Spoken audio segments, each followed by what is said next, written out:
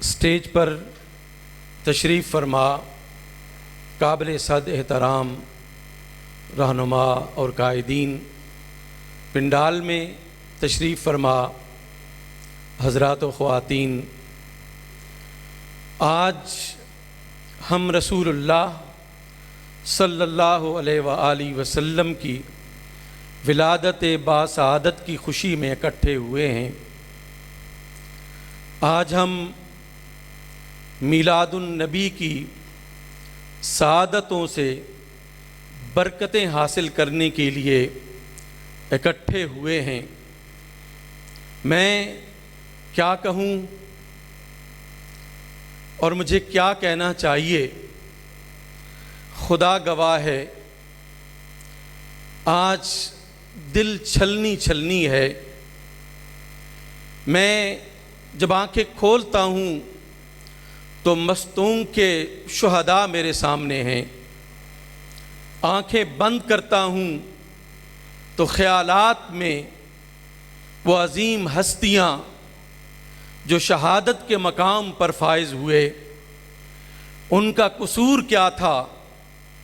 وہ کسی کو برا بھلا کہنے کے لیے، کسی کو گالم گلوچ کے لیے اکٹھے نہیں ہوئے تھے، وہ اپنے نبی کے ساتھ عشق و محبت کے اظہار کے لیے اکٹھے ہوئے تھے۔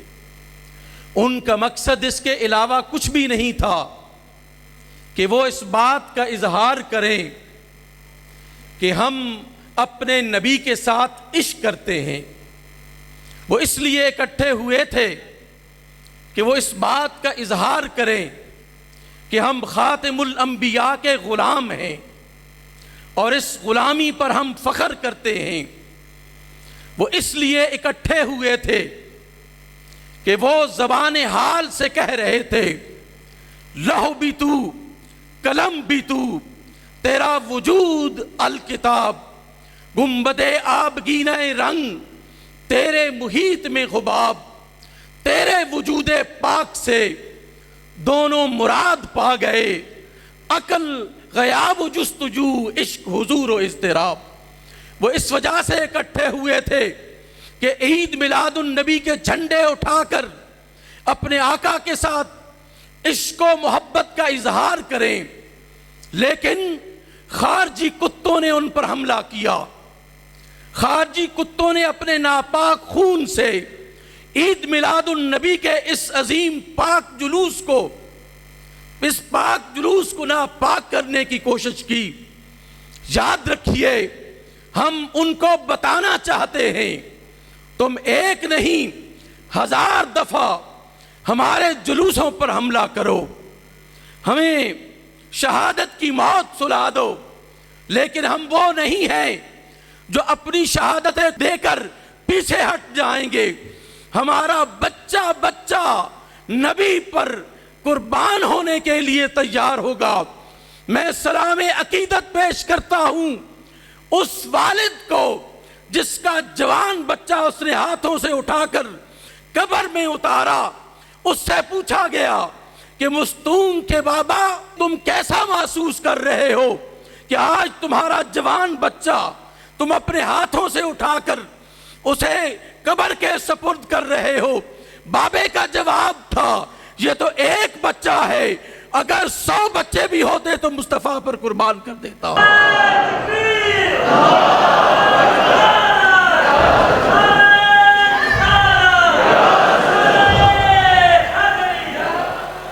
تم کیا سمجھتے ہو کہ تمہاری یہ دہشت گردیاں ہمیں عشق مصطفیٰ سے روک لیں گی؟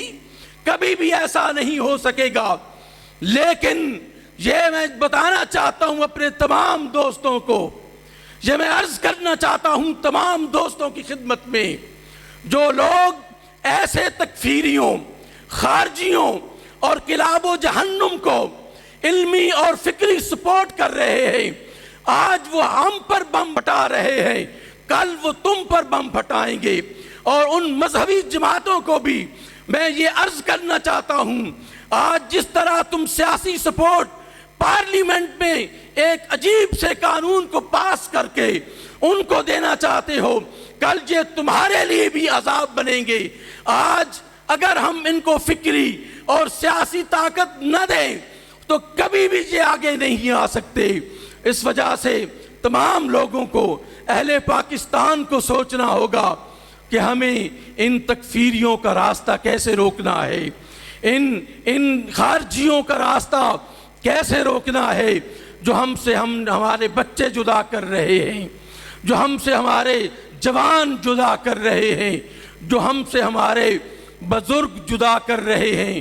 ایک بات بڑی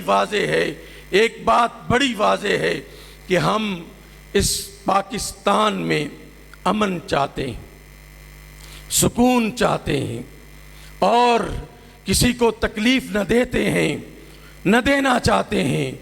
اگر عید میلاد النبی کے جلوسوں میں، اگر محرم کے جلوسوں میں کسی کو تکلیف ہوتی ہے تو وہ بے شک نہ آئے۔ ہم کسی سے کوئی مطالبہ نہیں کرتے، لیکن ہم یہ مطالبہ ضرور کرتے ہیں کہ تمہاری جو عقیدت ہے اس عقیدت کے مطابق تم زندہ رہو، ہم تمہیں زندہ رہنے کا حق دیتے ہیں۔ ہماری جو عقیدت ہے اس کے مطابق ہمیں زندہ رہنے دو، ہم تم سے یہ حق لیتے ہیں۔ اگر نہیں دو گے تو ہم تم سے چھین کر بھی یہ حق لیں گے۔ یہ کبھی ایسے نہیں ہوگا، کبھی بھی ایسے نہیں ہوگا کہ کوئی خودکش آئے اور وہ حملہ کر دے اور ہم عید میلاد النبی کے جلوس نہ کریں۔ یقیناً کریں گے، آئندہ اس سے بڑھ کر کریں گے۔ اور میں قابل افسوس سمجھتا ہوں کہ وہ مستونگ جہاں پر پہلے بھی بہت کچھ ہو چکا، وہاں پر ایک فرد بھی سیکورٹی کے لیے موجود نہیں تھا۔ ہمارے جو ہے وزیر داخلہ کہتے ہیں ہم ان کی بلوں کو جانتے ہیں۔ محترم جناب، اگر آپ ان کی بلوں کو جانتے ہیں تو ہمارا آپ سے سوال ہے، ہم سوال کرتے ہیں آپ سے کہ آپ ان بلوں کو بند کیوں نہیں کرتے؟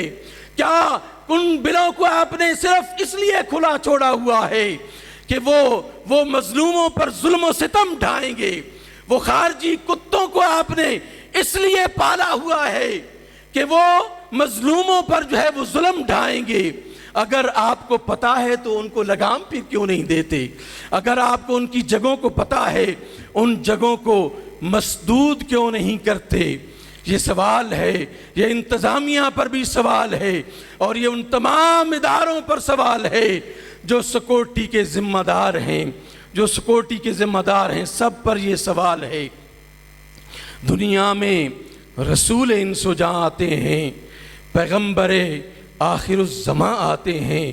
میلاد مناؤ اے مقدر والو کہ سلطان رسولان جہاں آتے ہیں۔